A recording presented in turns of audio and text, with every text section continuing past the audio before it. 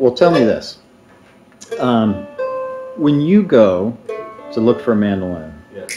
what do you look for first? Well, I look for cleanliness of design. Cleanliness of design. I look to see that it sounds really good. Basically, it just feels comfortable, sounds good naturally, without having to change anything immediately. You know, that would be a good place to start. Right. So something that's already set up pretty well, or that's easily set up. Yeah. You have an A model. Yeah, I like A models. I consider these the working mandolin, the proletarian mandolin. Why? Besides, I'm lefty, so that all makes life easier because the F models lefty. You don't find them in the shops, so you can just grab one of these off the shelf. It sounds good, and you can make it a lefty nut and then a lefty bridge, and you're lefty line. And if you make an F, you have to get a custom built F, and that costs money.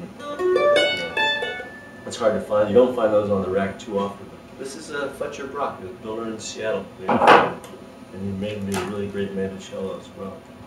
And here he's making me a solid body 8-string soon. That'll be awesome.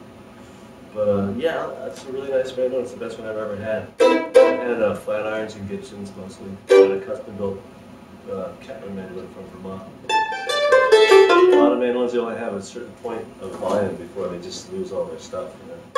Well, speaking of that, you've seen mine. Yes. What do you think of that one? I like that one a lot. Like you said, it's great for Celtic stuff and like old timey. It would be. I would consider it a parlor mandolin. You know what I mean?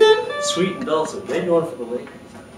But no, it's a nice classic sound. It has that oval hole sound. Let's say I want to spend, upwards of a couple of grand. Couple of grand. I'd boogie on over to Staten Island and go to that place where they have mandolins. I'd check it out. I'd look online. Mandolin Brothers. Yes, Mandolin Brothers. But I'd look online, see if they got it. What's your view of new versus used?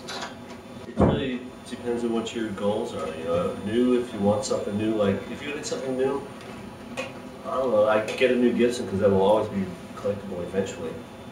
Or a used Gibson even better. We don't make flat irons anymore, but those are really nice mandolins. There's a lot of affordable mandolins, but new ones that are great. I like Fletchers are nice. You know, like any mandolin, it takes a year or so to get really sweet. Even though it's really sweet to begin with, you just know it's going to get better. You find it takes about a year to break in? Yeah, I think so.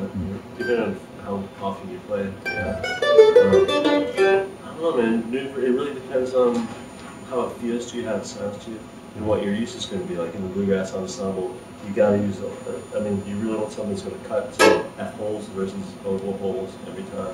You know, I think. Play along with anything. Don't think it's just bluegrass and stuff. If you have a favorite song of any genre, play it on the mandolin. I'm with you. That's about it. I'm with you. Regarding advice.